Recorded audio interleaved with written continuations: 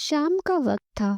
School की bell को काफी देर हो चुकी थी, पर इरा के अंदर अभी भी वही हल्की सी इलेक्ट्रिक वाइब्रेशन चल रही थी, जैसे कोई इनविजिबल सिग्नल अभी भी उसे ढूंढ रहा हो। वो विंडो के पास बैठी थी। आउटसाइड प्लेग्राउंड एम्प्टी था। स्विंग हिल रही थी बिना किसी के छुए। और तभी वो आया। कोई आवाज नहीं, कोई शब्द नहीं, पर एक एहसास जो सीधा दिल में उतर गया। इरा को लगा जैसे किसी ने उसके दिमाग के दरवाजे पर धीरे से नॉक किया हो, बिना परमिशन मांगे। वो डर नहीं रही थी, बस कंफ्यूज थी, क्योंकि ये आवाज बाहर से नहीं आ रही थी, ये उसके अंदर बन रही थी। उसे अब समझ आने लगा था, ये पावर लाउड नहीं थी, ये विस्पर करती थी, जैसे दुनिया की वो मैसेजेस जो कभी बोले ही नहीं गए। क्लासरूम में चौक की आवाज चल रही थी। टीचर कुछ समझा रही थी, पर इरा के लिए बैकग्राउंड ब्लर हो चुका था, क्योंकि सामने बैठा एक लड़का सिर्फ हंस रहा था, पर उसके अंदर कुछ और ही चल रहा था। काश मैं बोल पाता। इरा ने अचानक गर्दन घुमा ली। लड़का अभी भी हंस रहा था। उसने कुछ नहीं कहा था। इरा की उंगलियां डेस्क पर कस गई। ये पहला मोमेंट था जब उसने रियलाइज हुआ कि ये कोई एक्सीडेंट नहीं था, ये एक रिस्पॉन्सिबिलिटी थी। लैब में उसी वक्त पैनिक शुरू हो चुका था। स्क्रीन पर डाटा फ्लिकर कर रहा था। ग्राफ स्टेबल नहीं थे। अनसेंड वॉइस प्रोटोकॉल अब प्रोटोकॉल नहीं रहा था, वो बॉन्ड बन चुका था।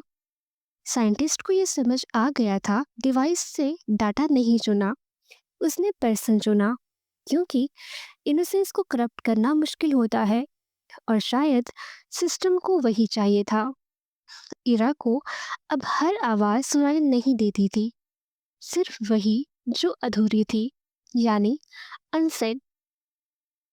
वो मैसेजेस जो कभी डिलीट कर दिए गए थे, ड्राफ्ट में पड़े रह गए थे, या दिल के किसी कोने में दबा दिए गए थे। और सबसे स्ट्रांग बात, इन वॉइसेस में शोर नहीं था, बस थकान थी। Regret, love, fear. घर लौटते वक्त ऑटो की खिड़की से बाहर देखते हुए इरा ने एक मैसेज सुना। मैं स्ट्रांग दिखता हूँ पर थक गया हूँ। ड्राइवर कुछ गुनगुना रहा था। ट्रैफिक नॉइसेस था, पर वो मैसेज क्लियर था। इरा ने पहली बार अपनी आंखें बंद की, और तभी उसे समझ आया, अगर वो चाहे तो इन वॉइसेस को इग्नोर भी कर सकती है। पर फिर ये मैसेजेस कहाँ जाएंगे? रात को उसने अपनी माता को सोते हुए देखा। लैंप की हल्की सी रोशनी, रूम में सुकून, और फिर एक बहुत फैमिलियर फीलिंग। मैं कभी थैंक यू कहा ही नहीं। इरा का गला भर आया। उसने कुछ नहीं कहा, बस धीरे से ब्लैंकेट ठीक कर दी। कभी कभी मैसेज सुनना ही काफी होता है, रिप्लाई जरूरी नहीं होता। पर हर वॉइसेस सॉफ्ट नहीं होती। कहीं दूर लैब की स्क्रीन फिर से अलाइव हुई। Scan active, secondary pattern detected. और इरा को बिना बताए एक नई सिग्नल ने टच किया। ये वॉइस टायर्ड नहीं थी, ये एंग्री थी। इरा ने खिड़की से बाहर देखा। आसमान बिल्कुल साफ था, पर उसे लगा कुछ आने वाला है, क्योंकि हर डिलीट मैसेज इनोसेंट नहीं होता।